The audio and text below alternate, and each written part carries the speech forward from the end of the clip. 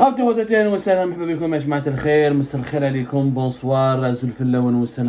nous sommes le 6 août 2023 et depuis le début de cette journée, nous explorons ensemble les déclarations, les annonces, les informations qui ont été communiquées au grand public hier, 5 août 2023, par Abdelmajid Tebboune lors d'une entrevue avec plusieurs médias algériens qui a été diffusée sur l'ensemble des télévisions publiques et privées algériennes. Abdelmajid Tebboune hier, il a parlé de la France. Voilà, qu'il était inattendu. Après avoir rallié officiellement le camp de la Russie et de Vladimir, après avoir qualifié Vladimir Poutine d'ami de l'humanité, après avoir signé une déclaration stratégique de partenariat stratégique avec la Russie, après avoir fidélisé ou renforcé les liens d'allégeance, parce qu'avant nous avions des liens de partenariat avec Abdelmajid Tebboune, avec le régime Tebboune, il y a des liens d'allégeance. L'Algérie s'est engagée à organiser des entraînements, des exercices militaires communs avec la Russie. On parle de déploiement de soldats russes sur le sol algérien. On parle de renforcement des relations militaires et sécuritaires. Où Abdelmajid Tebboune n'a pas taré d'éloge sur Vladimir Poutine avec cette fameuse déclaration le 16 juin 2023 au Forum de Saint-Pétersbourg, la déclaration la plus bizarre de la géopolitique mondiale actuellement dans l'histoire, en tout cas depuis le début de la crise ukrainienne en février 2022. Il n'y a jamais eu une prise de position aussi favorable à Vladimir Poutine, aussi mielleuse, aussi élogieuse à l'égard de Vladimir Poutine. Même les partisans de Vladimir Poutine en Russie n'ont pas traité leur leader d'amis de l'humanité. Abdelmajid Tebboune a clairement affiché son positionnement. Il est pro-Russie, il est en faveur de la Russie. Mais la Chine, en Chine, il s'est comporté de manière un peu plus nuancée, beaucoup plus calme. Et il n'a pas fait preuve du même enthousiasme à l'égard des dirigeants chinois comme il l'a fait en Russie avec Vladimir Poutine. Maintenant, il parle de la France. Bizarre. Alors, on lui a posé la question. Il affirme que la visite à Paris, sa visite d'État à Paris n'est pas annulée. Il le dit. Il fait un commentaire totalement inouï. Pour moi, j'ose parler de schizophrénie française. Le régime Tebboune Abdelmajid Tebboune. Alors il dit qu'il veut venir en France, mais il ne veut pas faire une visite touristique. Que ça ne l'intéresse pas de venir à Paris pour voir assister ou là pour cavaler ou là pour parader au niveau des Champs-Élysées. Ça ne l'intéresse pas de voir la cavalerie de la garde républicaine française. Il affirme qu'il y a un désaccord sur le programme de cette visite, donc il confirme, Abdelmajid Tebboune confirme encore une fois les révélations d'Algérie Part. Je vous renvoie vers les émissions que nous avions faites le 23 avril 2023 et le 23 avril 2023 où nous avions annoncé que la visite d'Abdelmajid Tebboune en France ne peut pas se tenir parce qu'il y a un désaccord majeur qui oppose la présidence algérienne à la présidence française, l'Élysée. Nous avions expliqué à l'époque en exclusivité que la présidence algérienne a demandé un programme très dense. Elle a souhaité l'exécution lors de la visite d'Abdelmajid Tebboune d'une durée de plus de 3-4 jours de visite en France avec un programme très dense qui comportait une soixantaine de points, entre 60 à 70 points. Et parmi ces points-là, il était question de visites dans des lieux symboliques, dans des lieux de pouvoir symboliques, mais aussi des discussions sur des accords qui lient la France et l'Algérie par rapport à l'histoire, par rapport à des excuses concernant la colonisation algérienne, la colonisation française de l'Algérie, par rapport aux essais nucléaires, mais aussi des accords judiciaires qui concernent l'arrestation ou l'expulsion d'un certain nombre d'opposants algériens en France qui séjournent ou qui sont établis sur le territoire français et qui dérangent fortement le régime algérien en raison de leur militantisme actif ou en raison de leur opposition qui a un impact assez fort. Ils ont une grande popularité, ils ont beaucoup d'audience sur les réseaux sociaux et sur Internet. Et ce sont les rares voix libres qui encore continuent de critiquer le régime algérien, de le pourfendre et de le déranger, parce qu'ils sont en exil, ils sont en France, ils sont à l'abri, en tout cas, des condamnations à mort, des emprisonnements arbitraires, des persécutions et des tortures qui sont infligées par le régime algérien aux opposants, aux activistes et aux journalistes indépendants. Donc, il y a pas mal de désaccords autour de ce point, des désaccords concernant la coopération militaire. La France veut vendre des armes à l'Algérie, l'Algérie conditionne tout achat d'armes françaises à des concessions sur le plan politique et sur le plan historique. Il y a aussi des désaccords sur la question de l'immigration. La France, la présidence française voulait que ce point soit réglé à la révision des accords de 1968 et de nouvelles facilitations pour l'expulsion des migrants clandestins. Le régime algérien utilise l'histoire de l'immigration pour demander des contreparties aussi politiques. Et Abdelmadjid Tebboune, comme le plus grand désaccord, voulait faire de cette visite à Paris un tremplin pour la promotion de son futur deuxième mandat à la tête de l'État algérien. Et Abdelmadjid Tebboune voulait réussir à tout prix cette visite en France pour obtenir un grand écho médiatique, parce qu'il sait très bien que les Algériens et les Algériens sont francophones, ils suivent beaucoup les médias français et les médias francophones. Et là, Paris, pour le régime algérien, ça reste la porte de l'Occident. Donc il voulait absolument parader en France comme un roi, et pouvoir ouvrir toutes les portes des grandes institutions françaises et revenir en Algérie avec des déclarations historiques de la France en faveur de l'indépendance de l'Algérie et des compromis importants sur le plan politique, où il voulait que la France, en clair, s'aligne sur les positions politiques du régime algérien, s'éloigne davantage du Maroc et conforte le régime algérien dans sa politique de répression des droits de l'homme et des libertés publiques et individuelles. Et voulait, en tout cas, grièvement, Tebboune voulait contraindre la France à cautionner sa politique et à cautionner son futur deuxième mandat. Emmanuel Macron n'a pas marché dans le coup, parce que l'establishment français en général et l'entourage d'Emmanuel Macron a manifesté une grande hostilité, une vive opposition à ce que Tebboune instrumentalise la France dans les affaires internes de l'Algérie, utilise la France comme un tremplin vers son deuxième mandat. Ça n'a pas marché, il y a des désaccords sur la présidence française n'a pas validé plusieurs points qui ont été proposés par la présidence algérienne pour le séjour de Abdelmadjid Tebboune et sa visite d'État à Paris, et son déplacement dans d'autres lieux symboliques, qui m'a Château d'Amboise, la Loire, qui m'a la Grande Mosquée de Paris, etc. Donc la visite est tombée à l'eau. Il n'y a pas eu d'annulation officielle, mais côté français, il n'y a plus jamais de confirmation de la tenue de cette visite. Donc, Abdelmadjid Tebboune, le 5 août 2023, il est le seul à confirmer encore que la visite, elle est à l'ordre du jour, elle est toujours d'actualité. Bon, ce que dit Tebboune, sur le fond, il a raison. Ça ne doit pas être une visite touristique, il faut qu'il y ait des résultats concrets, il faut qu'il y ait des résultats qui sont favorables à l'Algérie.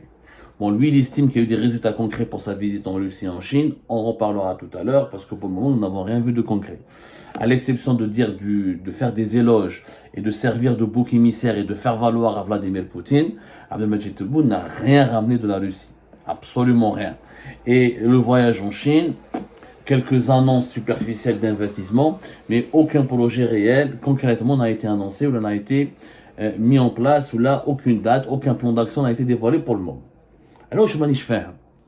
C'est ce que j'appelle moi la schizophrénie française de Abdelmadjid Tebboune. D'un côté, Abdelmadjid Tebboune et son entourage passent leur temps à diaboliser la France, à insulter la France. Rappelez-vous que récemment, l'APS, l'agence de presse gouvernementale algérienne, le 28 ou le 27 juillet 2023, la semaine dernière, elle publie quand même une dépêche, un brûlot anti-français extrêmement grave, extrêmement insultant, à l'encontre de France 24, qui est une chaîne de télévision publique française, qui fait partie d'un groupe audiovisuel public qui gère l'audiovisuel public français d'actualité internationale, qui est porté sur l'actualité internationale et qui est lié au Quai d'Orsay, qui est lié directement au ministère des Affaires étrangères, qui est lié au gouvernement français. Parce que c'est de l'argent public, c'est financé par de l'argent public. L'APS a même visé Karim Amellel, ce qui est un conseiller de Macron. Je rappelle que Karim Amellel, il occupe depuis septembre 2020 au ministère de l'Europe et des Affaires étrangères. Il est à la tête de la délégation interministérielle à la Méditerranée. Donc, il a le poste pratiquement de ministre. Je dis bien, il a le rang pratiquement de ministre. En tout cas, du moins, c'est un conseiller très important de Emmanuel Macron, qui est d'origine algérienne. Où il se bat récemment toute la presse algérienne publique et privée. Sur ordre, de quoi? Sur ordre de la présidence algérienne et du régime algérien. Karim Melaï a plus exactement le statut d'ambassadeur délégué interministériel à la Méditerranée. C'est comme s'il était secrétaire d'État chargé des questions de la Méditerranée. En tout cas, c'est un officiel français. Les insultes contre la France, contre ses autorités, contre ses représentants. Alors, ce que la presse algérienne dit sur l'ambassade de France, la presse publique et privée, ce que la presse algérienne a raconté sur les lobbies français. Rappelez-vous de l'affaire Amira Bouraoui, où l'Algérie a gravement insulté et accusé les services secrets algériens. L'affaire Amira Bouraoui, c'était quand on a parlé de barbouzes. On a accusé les services secrets français d'être des barbouzes. Les barbouzes, ce sont des criminels qui essayent de préparer un coup contre l'Algérie, qui essayent quand même, je ne sais pas comment vous expliquer. C'est des accusations très très graves. Ça s'est passé au mois de mars, rappelez-vous. Au mois de février et au mois de mars 2022. Tout le discours actuel du régime algérien à l'encontre de vis-à-vis de la France, c'est un discours d'hostilité, de haine. C'est un discours basé sur la tension. C'est un discours basé sur les accusations les plus graves, sur la diabolisation excessive. Donc, il ne pourquoi faire preuve de schizophrénie? Pourquoi cette France que vous diabolisez tout le temps, que vous insultez tout le temps, à qui vous imputez tous les maux de l'Algérie, à la fin, moi j'ai pas de problème avec eux. J'ai pas de problème avec eux, ولا راني حاب نجي لفرنسا وما عنديش la visite elle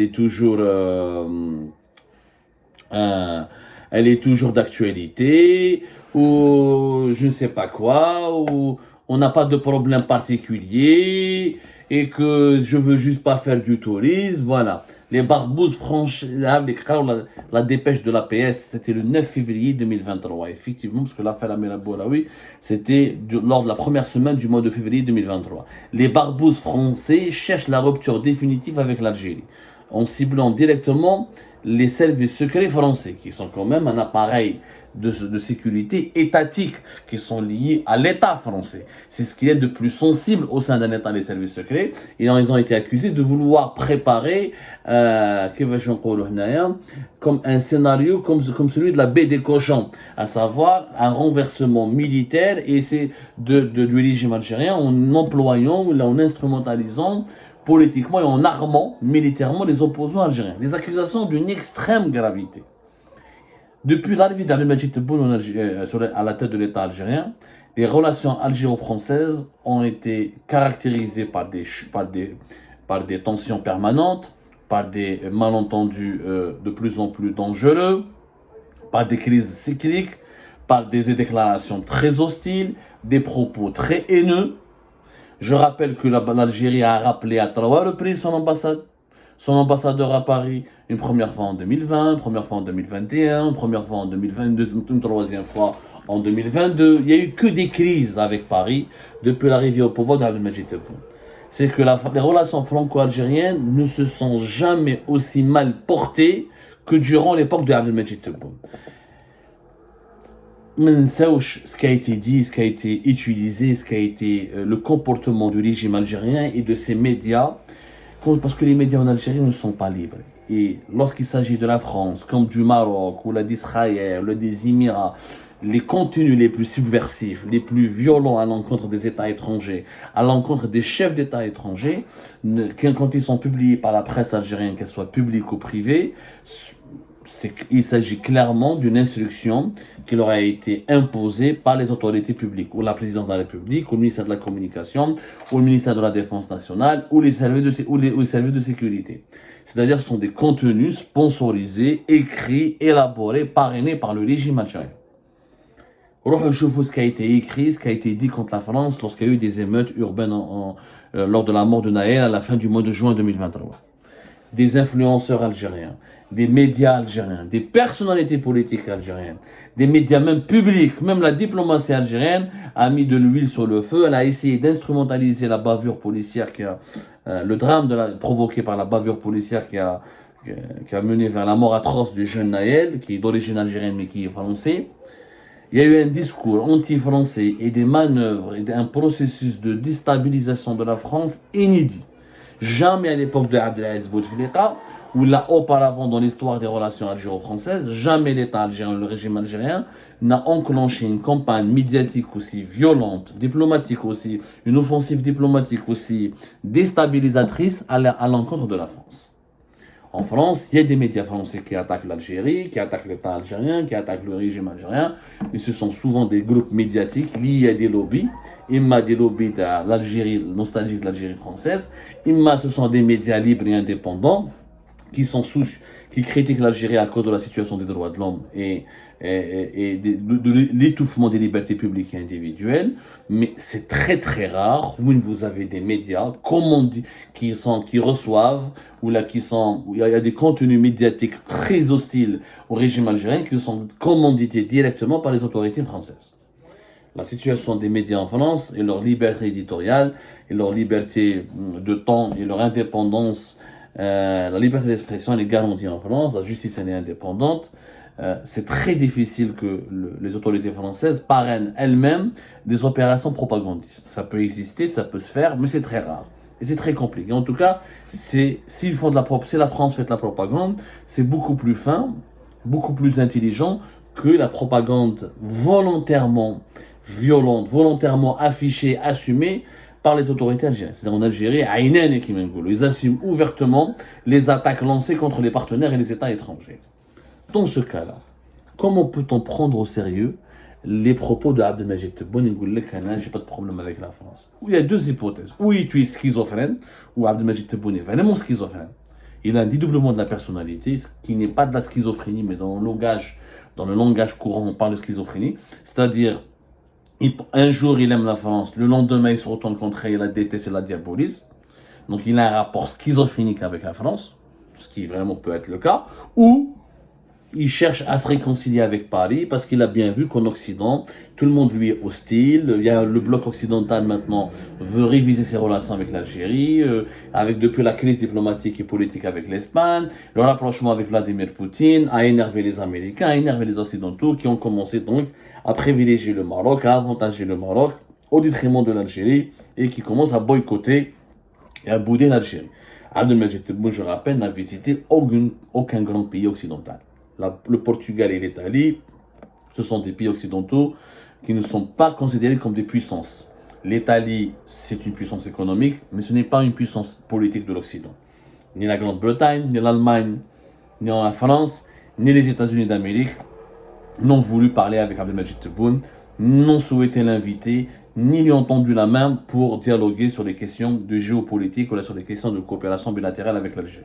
L'Algérie, elle est boudée, elle est méprisée en ce moment par l'Occident parce que l'Algérie a fait son choix. Elle a choisi le camp de la Russie au détriment de l'Occident. Abdelmajid Tebboune, ses propos, son attitude à Moscou et à Saint-Pétersbourg ont été très clairs. Donc il faut être cohérent. Il faut assumer tes propos, il faut assumer ton attitude, il faut assumer ton choix d'être dans le camp de la Russie. Donc, c'est pas de l'hypocrisie. Personne, parce que on a dépassé l'hypocrisie. Comme maintenant, on a fait la schizophrénie. Personne ne va nous prendre au sérieux. Personne ne peut prendre au sérieux Abdelmajid Tebboune qui voulait que moi, je veux avoir de bonnes relations avec la France, je veux tourner la page, trouver des accords, trouver des solutions. Mais c'est toi qui crée les problèmes. Yeshba, c'est toi qui crée les problèmes. Ce n'est pas la France. C'est toi quand tu rappelles ton ambassadeur en 2023 plutôt. Et en 2021 et en 2020, ça veut dire que la France n'a pas rappelé son ambassadeur. Soyons clairs, Yeshba. Il n'y a pas eu de rappel, la France n'a pas vidé son ambassade. Et en plus, l'Algérie et la France, à l'époque de Abdelmajid Tebboune, pour une simple, ou que ce soit l'affaire Amira Bouraoui, ou que ce soit un documentaire sur le Hira qui a été diffusé par une télévision publique française, pour tout et n'importe quoi, on peut avoir une crise, il peut avoir des problèmes, l'ambassadeur algérien quitte Paris, et les relations diplomatiques sont gelées. Rappelez-vous de ce qui s'est passé en mai 2020, en octobre 2022, en février 2023. C'est toi, c'est Abdelmajid Tebboune. Ma femme, où il n'est pas conscient de ce qu'il dit, où il a vraiment un dédoublement de personnalité, où il croit que la France a réellement besoin de l'Algérie, que la France elle est dans une situation périlleuse au Sahel, elle est bousculée par la concurrence de la Russie, de la Turquie, de d'autres puissances régionales qui s'invitent en Afrique, et elle est éjectée du précaré africain, et que la France dépend de l'Algérie, où elle doit absolument, elle a besoin d'une alliance avec l'Algérie, où Abdelmajid Tebboune se sont courtisés, ils se sont plus puissants que la France, ils sentent que la France a plus besoin de lui que lui a besoin de la France, il croit que la France pourrait manger dans sa main. Il se trompe. Il se trompe.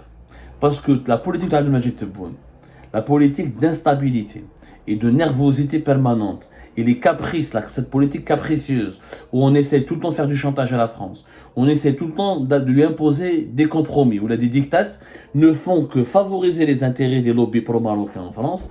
Et là, aujourd'hui, Emmanuel Macron, il s'est fait taper sur les doigts, et tous ses conseillers, tous ses proches, toutes les personnalités politiques et du monde même culturel et économique les plus influentes de France, reprochent à Macron de s'être trop rapproché de l'Algérie, d'avoir négligé le Maroc.